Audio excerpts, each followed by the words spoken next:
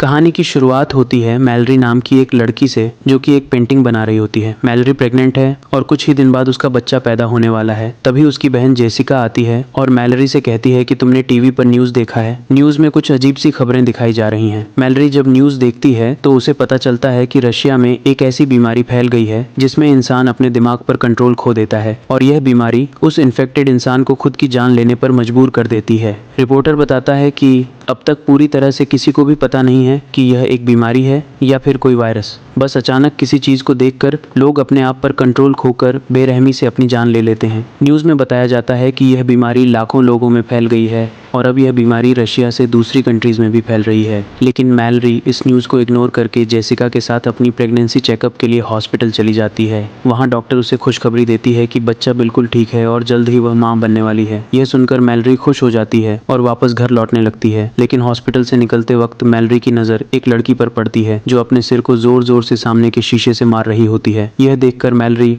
घबरा जाती है और जल्दी जाकर जेसिका के साथ कार में बैठ जाती है। मैलरी जेसिका से कहती है कि जल्दी चलो, मुझे लगता है कि रशिया का वो खतरनाक वायरस यहाँ भी पहुँच चुका है। बाहर सड़कों पर लोगों में हलचल मच चुकी थी और लोग खुद को मारने लगे थे। जेसिका जल्दी से गाड़ी स्टार्ट करके तेजी से घर की तरफ गाड़ी को भगाती है, लेकिन अब हालात और बिगड़ते जा रहे थे। सड़क पर बहुत सारे एक्सीडेंट होने लगते हैं। ये देखकर मैलरी बहुत ज़्यादा डर जाती है और तभी ड्राइव करते हुए जेसिका कुछ ऐसा देख लेती है जिससे उसकी आंखों का कलर चेंज हो जाता है। अब जेसिका अपने आप पर कंट्रोल खोकर कार की स्पीड बढ़ा देती है और सामने से आने वाली गाड़ियों से खुद का एक्सीडेंट करवाने लगती है। मैलरी उसे ऐसा करने से रोकती है पर जेसिका नहीं रुकती, जैसे किसी ने उसके दिमाग पर काबू कर लिया हो, और तभी कार एक दूसरी गाड़ी से टकराकर इनका एक्सीडेंट हो जाता है। लकीली इस एक्सीडेंट में दोनों बच जाती हैं और दोनों गाड़ी से बाहर निकल आती हैं। लेकिन इससे पहले कि मैलरी कुछ समझ पाती, तभी वह देखती है कि उसकी बहन जेसिका एक ट्रक के सामने आकर अपनी जान दे देती है। मैलरी अपनी आंखों के सामने जेसिका की इतनी भयानक मौत देखकर बहुत ज़्यादा डर जाती है, लेकिन हालात कुछ ऐसे थे कि उसे अपनी बहन की डेड बॉडी के पास जाने का टाइम भी नहीं मिलता। वह देखती है कि चारों तरफ लोगों में भगदड़ मची हुई है और मैलरी भी उन्हीं लोगों में शामिल होकर आगे की तरफ दौड़ने लगती है, लेकिन पीछे से उसे कोई धक्का देकर नीचे गिरा देता है। तभी एक औरत उसकी मदद करने आती है, लेकिन इससे पहले कि वो मैलरी को उठा पाती, तभी उसे भी सामने कोई चीज़ दिखाई देती है और वह औरत भी जेसिका की तरह एक जलती हुई कार में बैठकर अपनी जान दे देती है। इसी बीच टॉम नाम का एक बंदा आता है। वो मैलरी को उठाकर पास के घर के अंदर ले आता है। इस घर में पहले से कुछ लोग मौजूद होते हैं और ये लोग भी अचानक से ये सब देखकर बहुत ज्यादा डरे हुए होते हैं। घर के अंदर मौजूद सभी लोग एक दूसरे से पूछते हैं कि आखिर क्या हो रहा है, पर किसी को कुछ पता नहीं होता। इसीलिए ये लोग टीवी ऑन करते हैं। न्यूज में बताया जाता है कि बाहर कुछ ऐसी चीज मौजूद है जिसे देखते ही लोग पागल हो जाते हैं और खुद को मारने पर उतर आते हैं। रिपोर्टर बताता है कि यह वायरस पूरी दुनिया में फैल चुका है, इसलिए जो कोई भी इस वायरस से इन्फेक्टेड नहीं हुआ है उसे चाहिए कि वह अपने घर की सारी खिड़की दरवाजे बंद रखें और घर से बाहर निकलने की गलती बिल्कुल ना करें। ये लोग जल्दी से घर की सभी खिड़कियां बंद कर देते हैं और साथ ही साथ खिड़कियों के शीशे भी पेपर से ढक देते हैं ताकि बाहर मौजूद उस राक्षस की नज़र अंदर इन पर ना पड़ सके। इसी तरह से 3 दिन बीत जाते हैं, लेकिन अभी तक किसी को समझ नहीं आता कि यह सब क्या हो रहा है। ये सभी लोग घर में परेशान बैठे होते हैं। तभी बाहर से दरवाजे पर नॉक होता है। एक लड़की जो रो रो कर इनसे रिक्वेस्ट करती है कि प्लीज दरवाजा खोलो। टॉम उस लड़की के लिए दरवाजा खोलने जाता है, पर डगलस उसे दरवाज़ा खोलने से मना करता है क्योंकि उसे डर था कि कहीं ये लड़की इन्फेक्टेड ना हो। लेकिन यहाँ मैलरी डगलस पर बंदूक तान देती है और टॉम को उस लड़की के लिए दरवाज़ा खोलने को कहती है। टॉम उसके लिए दरवाज़ा खोल देता है और वो लड़की अंदर आ जाती है। उस लड़की का नाम ओलंपिया है और ओलंपिया भी प्रेग्नेंट थी। ओलंपिया से जब पूछा जाता है कि तुम अपनी आंखों पर पट्टी लगाकर यहाँ तक कैसे पहुंची, तब ओलंपिया बताती है कि उसका खाना खत्म हो गया था, इसीलिए वह एक एक करके हर एक घर का दरवाज़ा नॉक करते हुए यहाँ तक पहुँच गई। ये सुनकर डगलस कहता है कि हम सबका भी भूख से बुरा हाल हो गया है क्योंकि ये लोग भी पिछले 7 दिनों से इसी घर में फंसे हुए हैं, इसीलिए ये लोग सोचते हैं कि बाहर से खाना कैसे लाया जाए। हालांकि घर से कुछ ही दूर एक सुपरमार्केट है, लेकिन वहां तक बिना देखे पहुंचना एक बड़ा चैलेंज था। तब इस घर का मालिक कहता है कि घर के बाहर सीसीटीवी कैमरास लगे हुए हैं। अगर हम सीसीटीवी कैमरा के जरिए उन मॉन्स्टर्स का लोकेशन पता लगा लें तो हम उन मॉन्स्टर्स से छिपकर सुपरमार्केट तक पहुंच सकते हैं। और घर का मालिक कहता है कि मुझे नहीं लगता कि इस मॉन्स्टर को स्क्रीन पर भी देखने से इंसान इन्फेक्टेड हो सकता है, लेकिन बाकी सब इसे ऐसा करने से मना कर देते हैं। तब घर का मालिक कहता है कि अगर हमने ये कदम नहीं उठाया तो हम सब भूख से मर जाएंगे। ये सुनकर बाकी लोगों को भी उसकी बात सही लगती है। सब लोग इसे चेयर के साथ रस्सी से बांध लेते हैं ताकि अगर वो इन्फेक्टेड भी हो जाए तो ये खुद को ना मार सके, क्योंकि उस मॉन्स्टर को जो भी देख लेता वह खुद को मारने पर उतर आता। जिसके बाद बाकी लोग इसे यहीं पर छोड़कर दूसरे रूम में चले जाते हैं और ये बंदा स्क्रीन की तरफ देखने लगता है। कुछ देर बाद स्क्रीन पर हमें एक हवा का झोंका नजर आता है और हम देखते हैं कि उसके चेहरे के एक्सप्रेशंस बदलने लगते हैं। देखते ही देखते उसकी आंखों का कलर चेंज हो जाता है। कुछ देर बाद उस रूम से तेज चिल्लाने की आवाज़ें आने लगती हैं। ये सुनकर बाकी लोग भी उसके पास दौड़कर आते हैं, लेकिन उनके पहुंचने से पहले ही घर का मालिक अपना सिर सामने के टेबल पर पटक कर खुद को मार देता है। यह सब देखकर वो लोग बहुत ज़्यादा डर जाते हैं और उन्हें एक बात समझ आ जाती है कि इस मॉन्स्टर को चाहे स्क्रीन पर देख लो या फिर आंखों के सामने, यह आपको मार कर ही रहेगा। उसके बाद यह लोग मॉनिटर स्क्रीन को तोड़ देते हैं ताकि गलती से भी इन लोगों की नज़र उस मॉन्स्टर पर ना पड़ सके। इस तरह से एक दिन और गुजर जाता है और अब उनका भूख से बुरा हाल हो चुका था, इसलिए ये लोग सुपरमार्केट तक जाने का एक दूसरा प्लान बनाते हैं। टॉम कहता है कि हम जीपीएस का यूज करके कार के जरिए उस मार्केट तक पहुंचेंगे। जिसके बाद यह लोग कार के शीशे पेंट से ढक देते हैं ताकि यह लोग ना ही बाहर का नज़ारा देख सकें और ना ही बाहर से कोई उन्हें अंदर देख सके। जिसके बाद 5 लोग जीपीएस की मदद से गाड़ी लेकर बाहर निकलते हैं और धीरे धीरे बिना आगे की सड़क नजर आए जीपीएस की मदद से आगे बढ़ते हैं। यहाँ हम देखते हैं कि पूरा शहर वीरान हो चुका है। चारों तरफ सड़क लाशों से भरी पड़ी है। कुछ दूर आगे जाने के बाद कार तेजी से वाइब्रेट करने लगती है। कार के सेंसर्स से पता चलता है कि कार को चारों तरफ से उन मॉन्स्टर्स ने घेर लिया है, लेकिन टॉम हार नहीं मानता और गाड़ी को आगे बढ़ाता है और जैसे तैसे करके यह लोग स्टोर तक पहुंच जाते हैं, जहां पर ये लोग अपनी आंखों पर पट्टी बांधकर कार से उतरते हैं और स्टोर के अंदर पहुंच जाते हैं। अंदर आकर यह लोग सबसे पहले खिड़की दरवाजे बंद करते हैं और फिर यह लोग अपनी आंखों से पट्टियां उतार देते हैं। स्टोर में खाने पीने और ज़रूरत की तमाम चीज़ें मौजूद थीं, जिसे देखकर वे सभी बहुत खुश होते हैं और हर एक बंदा जितना हो सके उतना राशन इकट्ठा कर लेता है। यहाँ हम मैलरी और टॉम को देखते हैं जो एक दूसरे से बातें कर रहे होते हैं।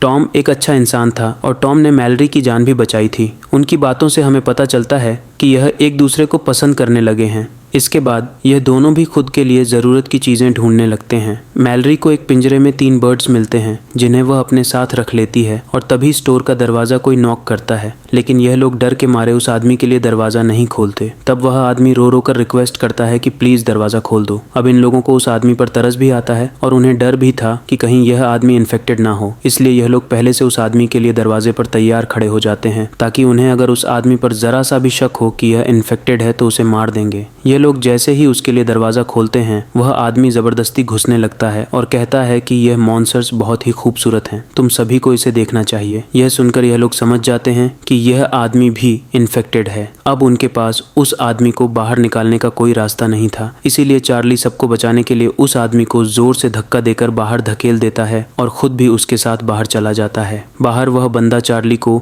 बुरी तरह से मार देता है और चार्ली ने अपने साथियों की जान बचाने के लिए अपनी जान दे दी। यहाँ मैलरी नोट करती है कि जब वो मॉन्स्टर्स करीब हो तो बर्ड्स शोर करने लगते हैं और अब ये बर्ड्स उनके लिए एक बड़ा सहारा बनेंगे। उसके बाद बाकी बचे 4 लोग राशन लेकर वापस लौट आते हैं और उन सबको चार्ली की मौत का बहुत दुख था। अब रात हो जाती है और हम देखते हैं कि सभी लोग अपने अपने रूम में चले गए हैं और तभी बाहर दरवाजे पर कोई नॉक करता है। ओलंपिया को जब पता चलता है कि बाहर दरवाजे पर कोई है तो वह बिना सोचे समझे उस आदमी को घर के अंदर ले आती है, लेकिन तभी मैलरी उसे देख लेती है और उसे गन से शूट करने की धमकी देती है। यहाँ पर घर के बाकी लोग भी कमरों से बाहर निकल आते हैं और एक अनजान आदमी को देखकर ये लोग डर जाते हैं और ओलंपिया पर चिल्लाने लगते हैं कि तुमने इस आदमी को अंदर क्यों लाया। ओलंपिया कहती है कि मैं अकेले बाहर रह चुकी हूँ, मुझे पता है कि अकेले बाहर रहना कितना मुश्किल है, इसीलिए मुझे इस आदमी पर तरस आकर मैंने उसे अंदर लाया। और यहाँ यह आदमी जिसका नाम गैरी है वह बताता है कि प्लीज़ मुझे घर से बाहर मत निकालो। वो कहता है कि मेरे घर में कुछ साइको लोग घुस आए थे जिन्होंने मेरे दोस्तों की आंखें ज़बरदस्ती खोल दी और उन्हें उस शैतान को दिखा दिया जिसे देखते ही मेरे सारे दोस्तों ने सुसाइड कर लिया, पर मैं किसी तरह बचकर भागते भागते यहाँ तक पहुँच गया। यहाँ हमें पता चलता है कि जो कोई भी उस शैतान को देख लेता है तो वह शैतान उस इंसान को कुछ ऐसा दिखाता है जिससे वह बहुत ज़्यादा डर जाता है, यानी यह शैतान उस इंसान को उसकी ज़िंदगी का सबसे बड़ा दुख या फिर नुकसान दिखाता है। यह दुख इतना गहरा होता है कि वह सह नहीं पाता और अचानक बहुत ही ज़्यादा डिप्रेशन में जाकर वो इंसान खुद को मार देता है। यहाँ गैरी कुछ और बातें भी बताता है। वह कहता है कि उन साइको लोगों की आंखों पर पट्टी नहीं थी, बल्कि वह उस शैतान को देखकर खुश हो रहे थे। गैरी की यह बातें सुनकर हमें पता चलता है कि वो शैतान उस इंसान को नहीं मार पाता जो अपनी जिंदगी में पहले से बहुत ज्यादा दुखी होता है, क्योंकि वह पहले से ही अंदर से टूटा हुआ होता है। इसलिए वह इंसान जो पहले से अपनी जिंदगी डिप्रेशन में गुजार रहा हो, उस पर शैतान की इस चाल का ज्यादा असर नहीं होता, बल्कि शैतान उसे अपना गुलाम बना लेता है ताकि इंसान के रूप में रहते हुए यह लोग और इंसानों का शिकार कर सकें। अब क्या गैरी भी उस शैतान का एक पपेट है या फिर इन्हीं की तरह एक आम इंसान, यह तो हमें आगे पता चलेगा। यहाँ सब लोग गैरी को घर में रहने की इजाजत दे देते हैं, लेकिन डगलस को गैरी पर बिल्कुल भरोसा नहीं होता और वह गुस्से में गन लेकर उसे बाहर निकलने की धमकी देता है। पर तभी पीछे से शर्ला आकर डगलस को सर पर किसी चीज से मारकर बेहोश कर देती है और सब मिलकर डगलस को दूसरे कमरे में बंद कर देते हैं और गैरी सबका शुक्रिया अदा करता है। उसके बाद अगले दिन अचानक मैलरी और ओलंपिया दोनों को एक साथ लेबर पेन शुरू हो जाते हैं। टॉम और शर्ला उनकी मदद करते हुए दोनों को ऊपर के कमरे में ले जाते हैं, लेकिन गैरी नीचे ही रहता है और उसकी हरकतें भी कुछ अजीब सी होने लगती हैं। वो शैतान की ढेर सारी तस्वीरें निकालकर टेबल पर रख देता है और उसकी आंखें देखकर हमें पता चलता है कि गैरी भी शैतान के कंट्रोल में है। इसी बीच मैलरी और ओलंपिया अपने बच्चों को जन्म देती हैं। ओलंपिया को एक बेटी होती है और मैलरी को एक बेटा। लेकिन नीचे पिंजरे में बंद पंछी शोर करने लगते हैं, जिसे गैरी तंग होकर पिंजरे को उठाकर फ्रिज में बंद कर देता है और खिड़कियों पर लगे पेपर्स को उतार देता है। तभी डगलस उसकी हरकतें देखकर समझ जाता है कि वह भी शैतान का एक पपेट है, जो शैतान को देखकर मरते नहीं बल्कि शैतान के कहने पर दूसरों की जान लेते हैं। डगलस चिल्लाकर बोलता है कि मैंने कहा था कि इस बंदे को घर से निकाल दो। डगलस की आवाज सुनकर टॉम नीचे आता है, लेकिन तभी गैरी पीछे से आकर टॉम के सिर पर वार करके उसे बेहोश कर देता है। इसके बाद गैरी डगलस से भी छुटकारा पाने के लिए उसकी तरफ बढ़ता है, लेकिन तभी उसके कानों में बच्चों की आवाजें आती हैं। इसलिए वह डगलस को छोड़कर ऊपर ओलंपिया और मैलरी के कमरे में जाता है, जहां वो खिड़कियों पर लगे सभी पेपर्स को हटा देता है और जैसे ही ओलंपिया बाहर देखती है, वो शैतान के वश में आ जाती है। अब मैलरी को समझ आ जाता है कि ओलंपिया अब किसी तरह से खुद को मार कर ही रहेगी, इसलिए वो ओलंपिया से उसकी बेटी छीन लेती है और तभी ओलंपिया खिड़की से कूदकर अपनी जान दे देती है। उसके बाद गैरी शर्ला को पकड़कर जबरदस्ती उसकी आंखें खोल देता है और वह भी इन्फेक्टेड होकर खुद को खत्म कर लेती है। अब गैरी मैलरी की तरफ बढ़ता है, पर उसने चादर से अपने साथ दोनों बच्चों को छिपा रखा होता है, इसलिए अभी तक वह ठीक रहती है। पर गैरी उसे चादर छीनकर बाहर देखने के लिए उकसाने लगता है, लेकिन तभी वहां डगलस बंदूक लेकर पहुंचता है और अपनी आंखें बंद करके गैरी को शूट करने की कोशिश करता है। पर गैरी को पता होता है कि डगलस को नजर नहीं आ रहा, इसीलिए वह मौके का फायदा उठाते हुए दौड़कर डगलस को अपने साथ ऊपर के फ्लोर से नीचे ग्राउंड फ्लोर पर गिरा देता है। गैरी डगलस को सीजर से मार देता है, यह कहते हुए कि तुम उस शैतान की खूबसूरती को नहीं देख पाओगे। इसी बीच टॉम को होश आता है और किसी तरह शॉटगन उठाकर गैरी को मारकर खत्म कर देता है। उसके बाद टॉम ऊपर जाकर मैलरी और बच्चों को शांत करता है। अब सिर्फ टॉम, मैलरी और 2 बच्चे जिंदा बचे थे।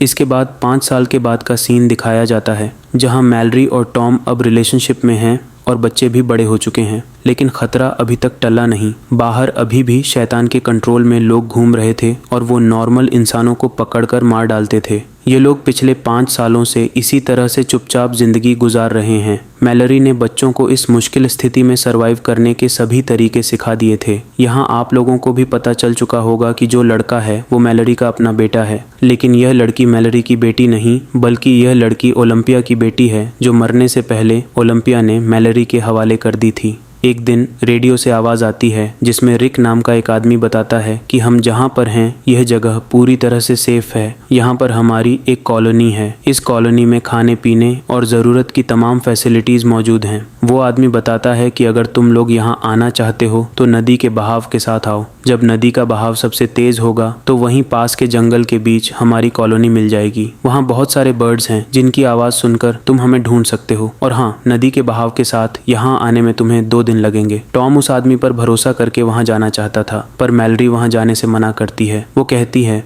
शायद ऐसा भी हो सकता है कि वो इंसान इन्फेक्टेड हो जो हमें यहाँ से निकालकर मार देना चाहता हो। रात को टॉम मैलरी को समझाता है कि अगर हमें जिंदा रहना है तो वहाँ जाना ही पड़ेगा। आखिर कब तक हम लोग यहाँ इस तरह से ब्लाइंड जिंदगी गुजारेंगे। अगले दिन जब यह लोग सामान लेने बाहर जाते हैं तभी कुछ साइको लोग उन पर हमला करने पहुंच जाते हैं। टॉम मैलरी और बच्चों को समझाता है कि यही वक्त है यहाँ से निकलने का। मैं उन लोगों को बातों में उलझाता हूँ, तुम लोग चुपके से पीछे के रास्ते से यहाँ से निकल जाना और नदी से होते हुए रेडियो पर बताई गई जगह पर पहुंच जाना। लेकिन मैलरी टॉम को इस तरह से अकेले नहीं छोड़ना चाहती थी। तब टॉम कहता है कि हमें जिंदा रहने के लिए किसी एक को तो अपनी जान देनी पड़ेगी। इसके बाद टॉम मैलरी और बच्चों को पीछे के रास्ते से निकाल देता है और खुद अपनी आंखों पर पट्टी बांधकर शॉटगन लेकर उन साइको लोगों के सामने आता है। वे लोग टॉम को पट्टी हटाने के लिए कहते हैं, लेकिन टॉम उन्हें बातों में उलझाने की कोशिश करता है ताकि मैलरी बच्चों को लेकर यहाँ से निकल सके। पर तभी वे लोग मैलरी को जाते हुए देख लेते हैं। अब इससे पहले कि वे लोग मैलरी को पकड़ने के लिए उसके पीछे जाते,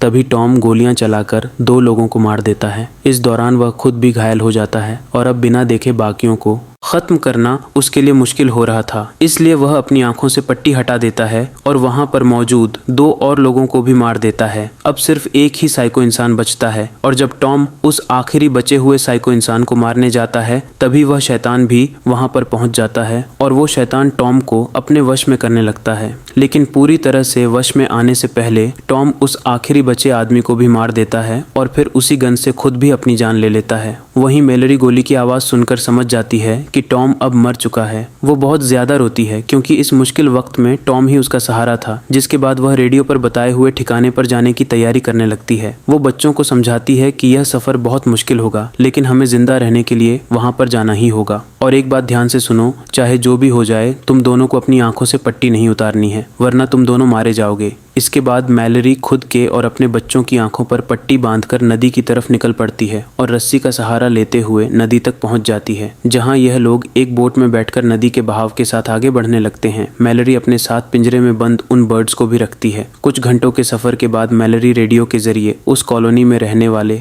लोगों से कांटेक्ट करती है जहां वह जा रही है। लेकिन तभी पिंजरे में बंद परिंदे शोर करने लगते हैं और उसी वक्त एक डरावनी आवाज़ मैलरी को बार बार पुकारने लगती है, पर वो सब कुछ इग्नोर करके आगे बढ़ना जारी रखती है। कुछ ही दूर जाने के बाद वो आवाज़ उसके और करीब होने लगती है। अब हम देखते हैं कि एक आदमी मैलरी के काफ़ी करीब आकर उससे कहता है कि तुम अपनी आंखों से पट्टी निकाल दो, तुम यहाँ पर सेफ हो और मेरे पास खाना भी है। लेकिन मैलरी बच्चों को चादर से छिपाकर गन से चारों तरफ शूट करने लगती है, जिससे वो आदमी समझ जाता है कि मैलरी अपनी आंखों से पट्टी नहीं हटाएगी। इसीलिए वो आदमी बोट के पास आकर मैलरी पर हमला कर देता है और ज़बरदस्ती मैलरी की आंखों से पट्टी हटाने की कोशिश करता है। और यह आदमी भी गैरी की तरह मैलरी से कहता है कि तुम्हें अपनी आंखों से पट्टी हटाकर उस शैतान को देखना चाहिए, वह बहुत ज़्यादा खूबसूरत है। लेकिन मैलरी खुद को बचाने के लिए एक हथियार से उस पर हमला कर देती है और उसे मारकर वहां से बच निकलती है। इस तरह से सफ़र करते हुए मैलरी और बच्चों को 24 घंटे गुजर चुके थे और यह लोग बहुत ज़्यादा थक जाते हैं। तभी अचानक बोट एक ट्रक से टकराती है, जिससे उसका बेटा और खाने पीने का सामान पानी में गिर जाता है। अब मैलरी अपने बेटे को तो पानी में डूबने से बचा लेती है,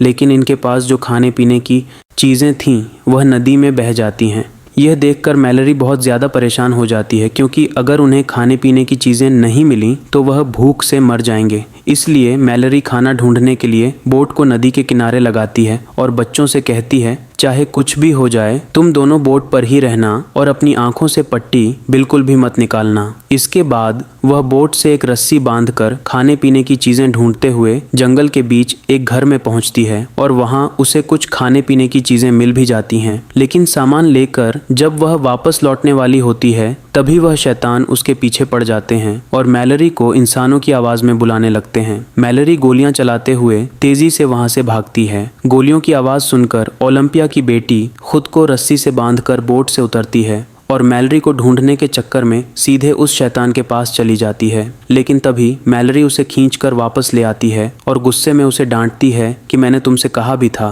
कि बोट से मत उतरना। जिसके बाद यह तीनों फिर से अपना सफ़र जारी रखते हैं और अब मैलरी और बच्चे 42 घंटे से लगातार सफ़र पर हैं। मैलरी बच्चों को समझाती है कि अब नदी में एक ढलान आने वाला है, जिससे पानी का बहाव बहुत तेज़ हो जाएगा, इसलिए बोट को मजबूती से पकड़ कर रखना। थोड़ी ही दूर आगे जाने के बाद नदी का बहाव तेज होने लगता है। ये लोग मजबूती से बोट को कसकर पकड़ लेते हैं, लेकिन यह रास्ता बहुत ही ज्यादा खतरनाक था। तभी अचानक उनकी बोट पलट जाती है और तीनों पानी में गिर जाते हैं और ये तीनों पानी में बहते रहते हैं। अब मैलरी अपने बेटे को तो पानी में पकड़ लेती है, लेकिन ओलंपिया की बेटी को जमीन मिल जाती है और वह मैलरी को पुकारने लगती है। लड़की की आवाज सुनकर मैलरी उसे भी ढूंढ लेती है। इस तरह से उन्होंने अपने सफर का सबसे मुश्किल रास्ता तय कर लिया था और अब उनकी मंजिल काफी करीब थी। ये लोग जंगल में आगे बढ़ते हैं और तभी उन्हें परिंदों की आवाज भी सुनाई देती है, जिस तरह से उन्हें रेडियो में कहा गया था। ये लोग परिंदों की आवाज का पीछा करते हुए उसी डायरेक्शन में जाते हैं, लेकिन तभी वह शैतान भी वहां पहुंच जाता है और उनका पीछा करने लगता है। वह शैतान उन्हें अपनी आंखों से पट्टी हटाने के लिए बहकाने की कोशिश करता है, लेकिन मैलरी बच्चों से कहती है कि आवाज पर ध्यान मत दो और आगे बढ़ते रहो। आगे बढ़ते दौरान अचानक मैलरी नीचे गड्ढे में गिर जाती है और बेहोश हो जाती है। बच्चे भी परेशान हो जाते हैं कि मैलरी कहाँ गई। वे लोग मैलरी को यहाँ वहाँ ढूंढने लगते हैं और मौके का फायदा उठाते हुए वो शैतान मैलरी की आवाज में बच्चों से पट्टी उतारने को कहता है। ना समझ बच्चे शैतान को मैलरी समझकर